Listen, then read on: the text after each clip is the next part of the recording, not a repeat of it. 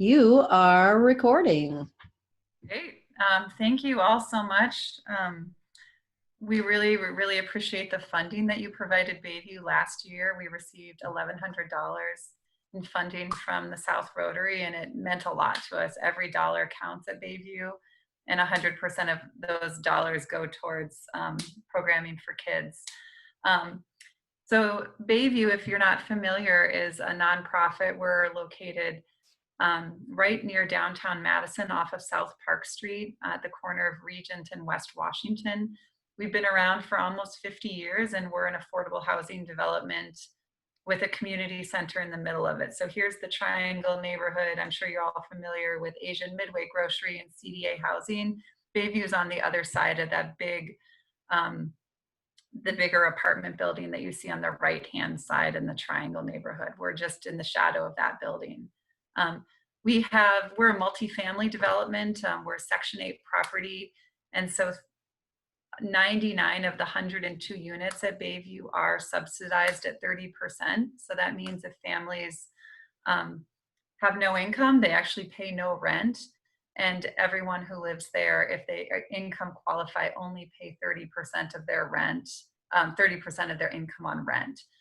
So at a time like this during COVID, where we've actually seen about 30% of our residents lose their jobs or see a major reduction in their work hours, Bayview is so grateful because we can then lower people's rent to 30% of their income. And if they completely lost their job, then they'll pay no rent, and we will actually pay their electric bill for them. So it's a very incredible program for affordable housing. This is what the units look like. They were built in 1971, and so they're aging, and actually Bayview's in the process of initiating a major redevelopment of the property, which has been in the news lately.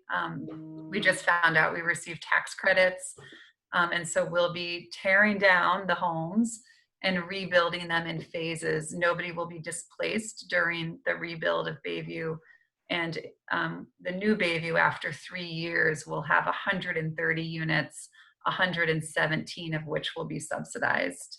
In the heart of the community, and this is one of the most important aspects of what makes Bayview work in terms of a safe, thriving neighborhood for families, is the community center. The community center is currently about 5,500 square feet, and we have 2 big classrooms and a couple of smaller classrooms. Our housing operations are also located in the community center, so it's kind of a one-stop shop for everybody in the community. Residents every day can walk in here and get stuff out of the pantry. Well, not right now during COVID, but on a typical day. And then we offer all free programming for the community. So our primary programs are youth programs, free after school, free summer camp, and then we do a whole series of senior programs and adult leadership programming as well. We have a free food pantry and access and referrals for people who are in need of other types of supports. The next few images just kind of showcase some of our program. The third part of our mission is art and culture, and so there's a lot of art and music and dance and visual art that's done at Bayview. And these are some of the kids and some of the families who live at Bayview who participate in programs. 70% of all the kids at Bayview are immigrants and refugees, primarily from Southeast Asia.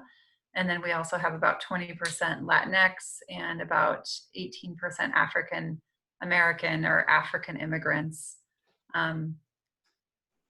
This is actually a project. This is the sewing machine project. So Margaret, these are the ladies that participate in your programs that you do at Bayview. So thank you very much for that partnership.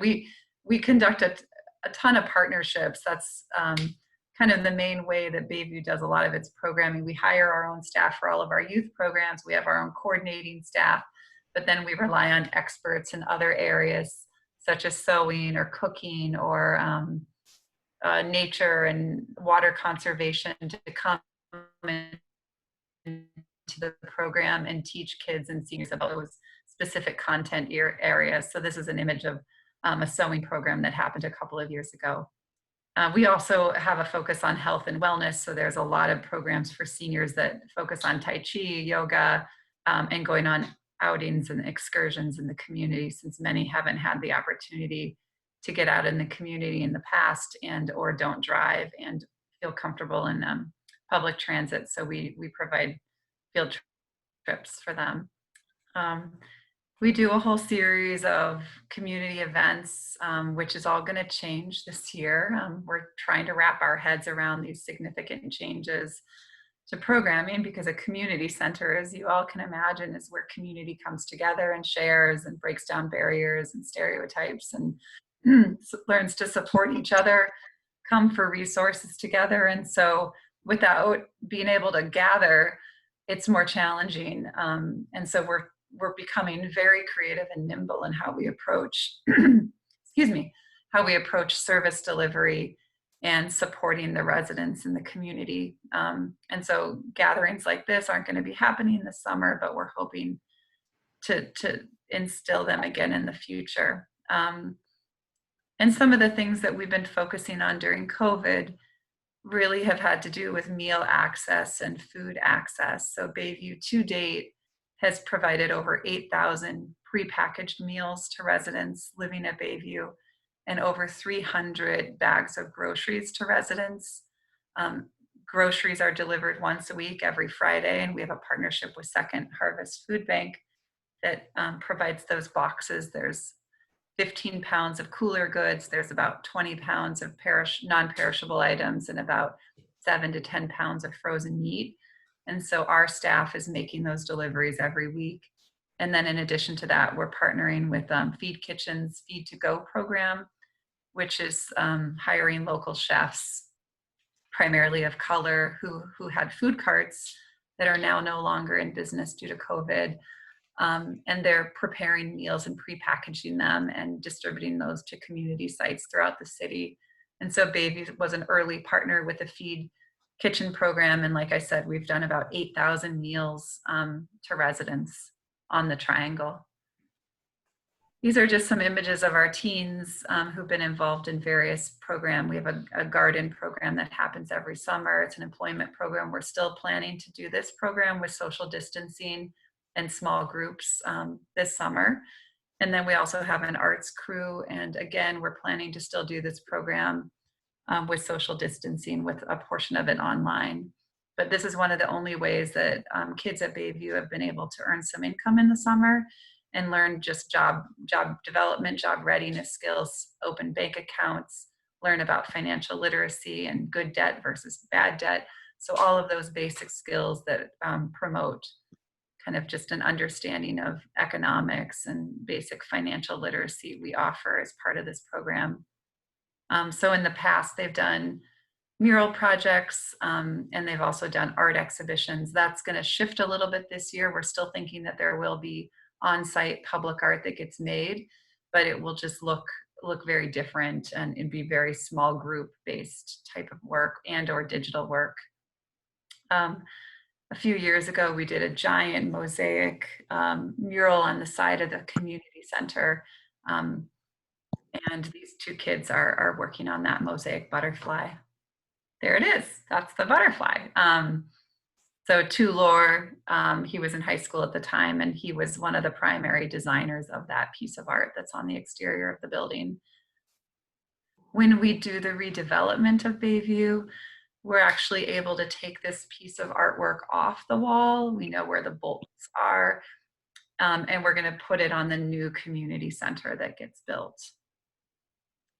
This was another public art piece. I'm not sure if any of you saw it. It was on our fence that faced Regent Street all summer last year. And our teens in the employment program helped to design it. And each child did their own cultural motif. And then it was so beautiful. We did a painted piece that the kids are working on at the top corner on the left here. And then we also ended up digitally printing it. And we had 300 linear feet of this banner on the fence that surrounds the community. And these are just some of the cute, beautiful kids that live at Bayview.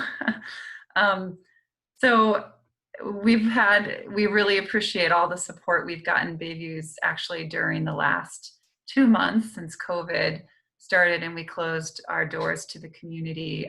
All staff are now working remotely, but still working full time. We've raised over $70,000 in COVID related grants, and almost all of that money is going toward food access, groceries and meals on site. And in partnership with CDA, we're going to be doing, I think, about 5,000 meals for CDA residents, and they're our neighbor on the triangle. And so we felt like it was important to extend the meals offering to them as well, because they're also very isolated right now, as are Bayview residents. And so anything we can do to support getting them the food they need to stay healthy is really important to us. We've also spent a lot of time working with the Madison School District on internet access. There were probably at least 25% of our families did not have internet access, and those kids had no way to do online learning, which has been incredibly challenging in general within this community. I think in general for all parents. I have a 7-year-old. I struggle with it every day, and I have access to everything that I need access to, and it's still difficult. So these are households with 2, 3, 4 children at different age levels, with parents who maybe speak different languages and don't have English as a native language. And so trying to get the access they need has been challenging, and it's kind of been a light shined on this big concerning hole in the community. So that is one area that I think Bayview is going to continue to devote more work toward, is helping that decrease the digital divide between people who have access to internet and digital literacy and technology and people who don't. So I'm glad to report that we've now, all of the kids who are needing access now have access. It's now the struggle of just getting them online and getting parents connected to the school district. But that was a little bit of a success. So that issue, in addition to food access, in addition to discrimination and racism against Southeast Asian residents and Asian residents in general during the pandemic, has been 3 major areas that Bayview is very interested in continuing to do work within over the next 6 to 18 months. As we shift from our programming for in-person programming, we're shifting to social distance programming, somewhat in person and some online. We'll continue to tackle some of those issues in those programs, but the summer programming for kids will primarily focus on social and emotional support, and getting them sort of this idea of sort of graduating them into re-entry of group-based programming. Like, how do we do that safely?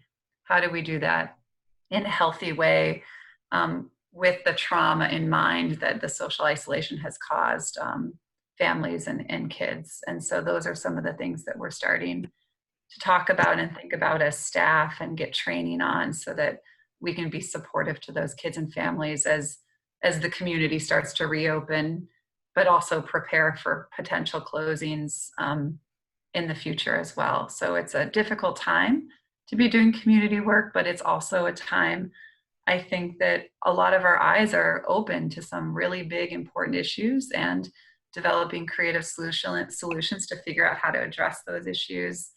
I think there's exciting work to come in some of those areas, and I'm glad to be a part of it.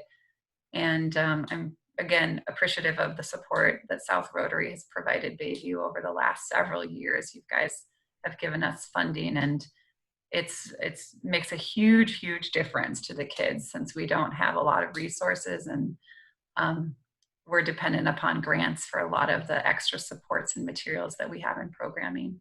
So thank you very much. And I know Margaret has a presentation next with a sewing machine project, but if anyone has questions, Tara, I'm not sure how you want to do that, but does anyone have I'm right now? Yeah, we have like 3 minutes for 3 or 4 minutes for questions. It looks like Jenny has her hand up. Oh, you're on mute. Hang on. There you go. How do you get your residents? Do they apply? Are they referred by an immigration agency? And is there much turnover in residents? Yeah, I'm sorry, I didn't mention that. There's very little turnover at Bayview. It's kind of it's a remarkable model of housing. And I think the part that makes it so successful is its location, but also the community center integrated into affordable housing makes it very, very stable and safe. On average, residents have live at Bayview for 25 to 30 years. Oh my gosh. It's even more stable than probably most of your neighborhoods. We probably turn over about 5 to 8 apartments a year, and we have a wait list of over 100 residents that are on that wait list now. So people can apply. Right now our wait list is closed because we don't want to give anyone false hope of getting in. But we update that resident wait list every year, and then people apply and we let them know if a unit comes open. Of course, people have to be income eligible. Also, there has to be at least 2 people in a household. And we do focus on families. So currently we do not have housing available for individuals, but in the redevelopment, which will start in a year from now, we will have 24 one-bedroom apartments, which I think is a really critical addition to the housing development. As seniors who live at Bayview age, they can move into those accessible units that are right-sized for their household size, and then we'll open up their 2 and 3 bedroom units for families. So we're expecting the population of Bayview to probably grow by over 60% once our redevelopment project is finished. So currently we're about 300 residents. We're looking at having close to 500 residents within the next 3 years. Great, thank you. Lori. I had a question about, do you have a computer center? And if you do, I was wondering what your current information or feedback from kids is on virtual learning. I run a youth program, and I'm just interested in your community's experience and feedback from what I'm hearing. Yeah, our kids are really struggling with online learning. All the kids have been given devices through the school district, so we know that 100% of the kids currently have Chromebooks. It took us probably 3 additional weeks beyond when the school started the Chromebook delivery to ensure that every household had Chromebooks. And by that time, online learning had started and our kids were already kind of behind in that process. So that was difficult. Currently, based on the data that the teachers are giving us, only a quarter of all kids are actually going online on a weekly basis. It's really, really low. There are various factors. One is for elementary age kids, they really need their parents to kind of be by their side and get them online. And then there's like all these different passwords and platforms, and that's confusing. And parents, their primary language is not English. So there's a lot of sort of communication errors with the teachers and the social workers, and the kids are having to translate for parents. And it's just, I think it's caused a lot of stress in the families. Our middle school and high school kids are more independent and have been able to access things online themselves, but most of them are choosing not to go on. They're probably playing, I think we're finding that they're on social media a lot, talking to their friends, playing video games, but not really doing online content. We do offer tutoring support, and at this point in time, out of 25 middle school and high school kids, there are probably 5 that take up our offer for tutoring support and help with their online learning once every 2 weeks. So unfortunately, it's pretty low, Lori. This is a huge area, like we need to work on this. Online learning is not working for our kids. That's across the district though, right? I mean, it's not just No, you. not just Bayview, no. Yeah, I just wondered if there was a difference, if there was more, if you perceived more struggles or just about the same. I think more struggles. We're finding that our pen pal, we're doing pen pal writing. Our youth staff is writing over 50 letters to kids a week, And every week she's getting about 10 letters back, which honestly has been hugely successful. Kids are actually writing letters back. They're writing full page letters talking about their home and what they're doing and what the weather's like. And I think that there are certain things that we've done in terms of learning that have not been digital that I think are fairly successful. A lot of art, we've done a lot of art kits, science kits, and YouTube videos with kids that we're talking to them about. So that's been positive. Thank you. Yeah.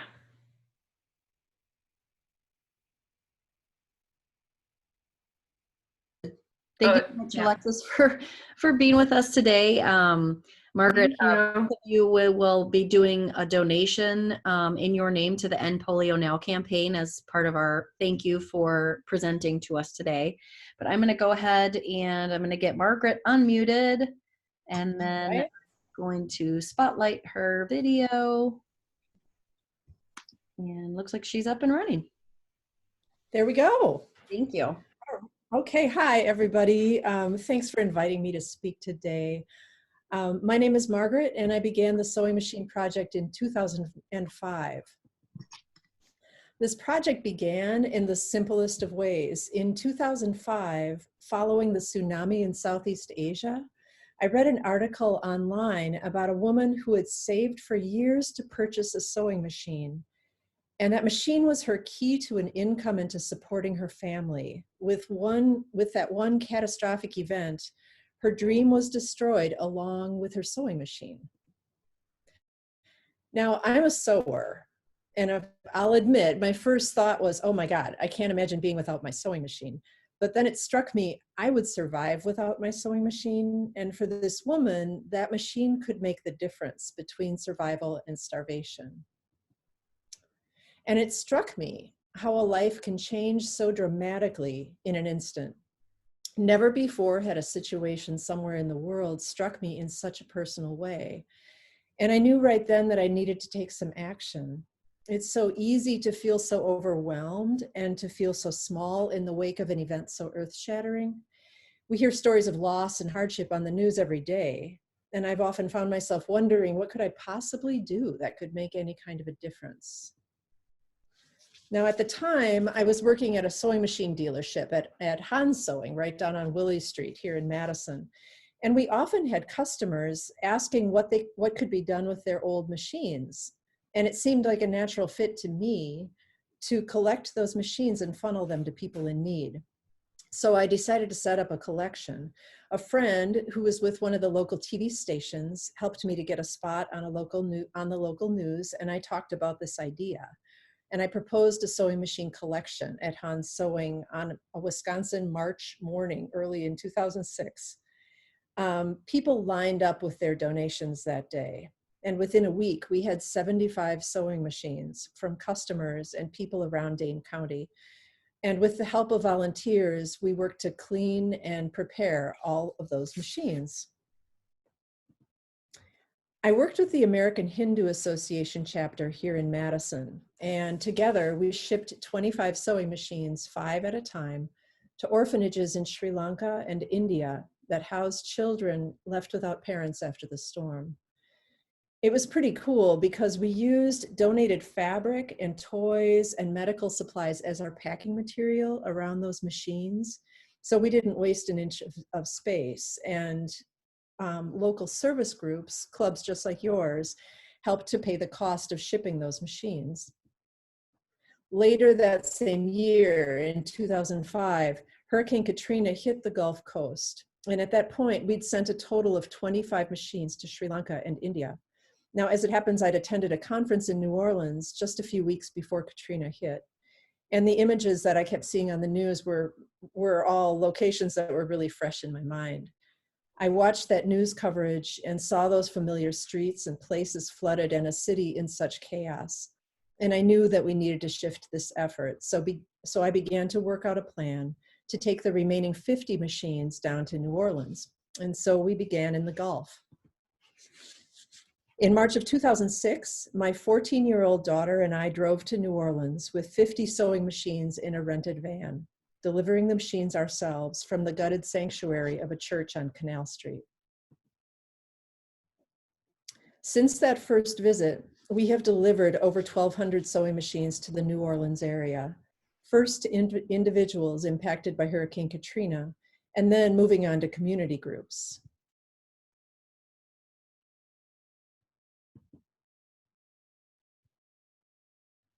These are just a few photos from many of the different distributions down in New Orleans.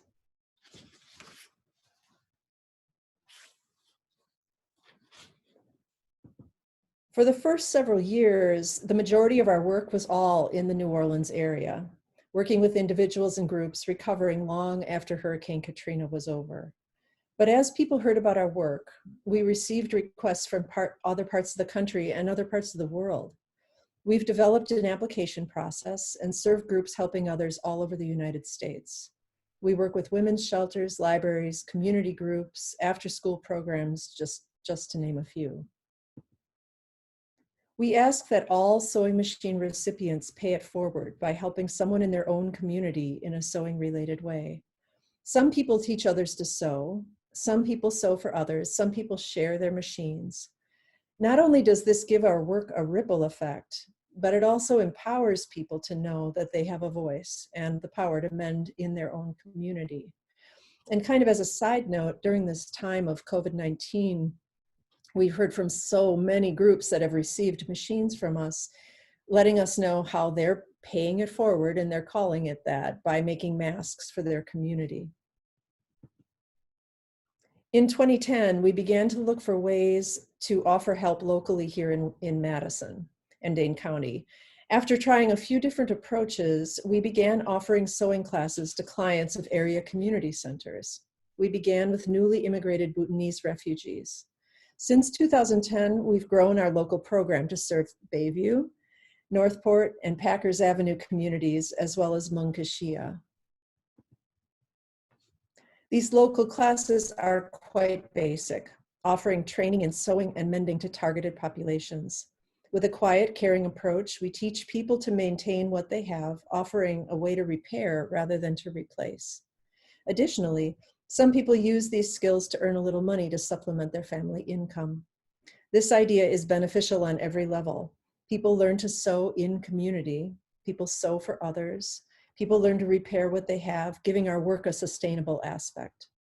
Our students come from diverse backgrounds, woven together with the healing power of sewing. Another local project we've initiated are our free mending sites at 3 different locations in Madison: the Goodman Community Center, Madison Central Library, and the Beacon. Each site has its own schedule, aligning with other services such as free meals and food pantry hours. Our volunteers mend all kinds of things at every session. The connections go deep as we repair well-loved garments and build trust with many marginalized communities. Other groups around the country have picked up this idea and have their own mending projects, which the Sewing Machine Project supports. Although most of our work is done locally and nationally, we've done some international work as well. In Mexico, Kosovo, India, Guatemala, and Liberia, we've supported women's groups with donations of sewing machines. Currently, the international work that we do is with groups that already have shipping arranged or are willing to hand carry machines. It's hard to believe that in all we've distributed over 3,000 sewing machines, and I'm really proud of the Sewing Machine Project and all of the people who help us on every level. Most of our machines come from individuals, although we do receive sets of machines from corporations as well. Our funding is mainly through individual donations and gifts from groups like Madison South Rotary. MSR has been supporting our local programs for many, many years, helping us to pay our instructor and purchase supplies for these local impactful classes. And it has made a huge difference. This simple seed of an idea, taking a tool that someone no longer needs and placing it into the hands of someone who does, has taken root. No matter who's receiving our machines, the goal is the same: to help people mend their lives and their communities. I'm so honored to have the chance to speak to you today and to personally thank you for the important role you've played in our story. Your gifts have impacted the stories of so many people in the Madison community. If you'd like more information on the Sewing Machine Project, please visit our website at thesewingmachineproject.org. And if you have questions, please don't hesitate to reach out. You can just email me right through the website if you have more questions. Thank you so much. Thank you so much. Does anyone have any questions for Margaret? Sorry, I can't see. Now I can see everybody. Jackie C has a question. Okay. Where are you collecting sewing machines now? We, so people send us sewing machines, and then we also have collection sites at 2 local sewing machine dealerships, MSR Sewing and the Electric Needle. Although that's all been kind of held up by the pandemic, but people are still shipping us machines. And where do they ship them to? Maybe We have a PO box so they can be shipped to our local post office, and sometimes people just ship them right to me at my house. Oh, that's great. That's awesome. Yeah. Lori, did I see your hand up? Yeah. Just a question. I wonder if I feel sad that I saw some sewing machines in the past on the curb, and I wonder if the streets department or collection places are aware of your project, such that now that I'm aware, I might grab that and then, you know, find a way to find it a new home. But I was wondering if that information might be disseminated more to, you know, people at the streets department. I don't know if it's possible, but I've seen a couple on occasion, and I feel a sense of loss about that I didn't know sooner. Yeah, well, we do ask donors, people that want to donate a sewing machine, that the machines are in good working order. Mm-hmm. So kind of our tagline, we have a group of volunteers called the Machinists Union, and these are a group of ladies that work on these machines and test them and make sure everything on them works. And our tagline is, we're passionate, but we're not technicians. So we do, we do ask people to have them working well before we get them. And so I appreciate the idea of getting the word out there, but it isn't a big help to us. We do get them sometimes that people have just found them, and they're not, we work out of a Sunday school classroom. And so we don't have the space to like take all the parts apart and have a inventory. We're just not that big. Mm-hmm. If we don't know if they work because we don't know how to use them, would you take them? I would. Well, what I ask people to do, and we get, I get emails from people that, like, perhaps they inherit their grandma's machine, and they don't know how to sew.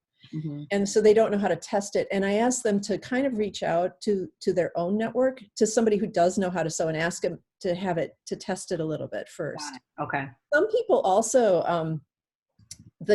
our 2 collection sites here in Madison, the Electric Needle and M&R, some people take them there and drop them off and actually pay to have them tuned up there before they are given to us. And that's super helpful. Then we get a note from the repair person saying, here's what I fixed and it's all ready to go. And that's really helpful.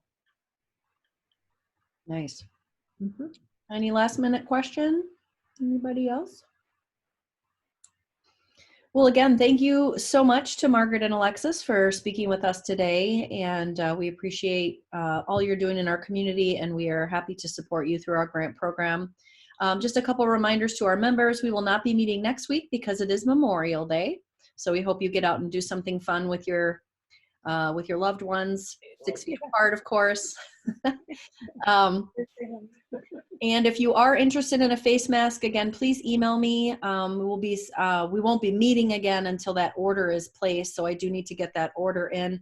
Right now, our club is up to 47 masks. So I'm kind of happy about that we'll be using those to support.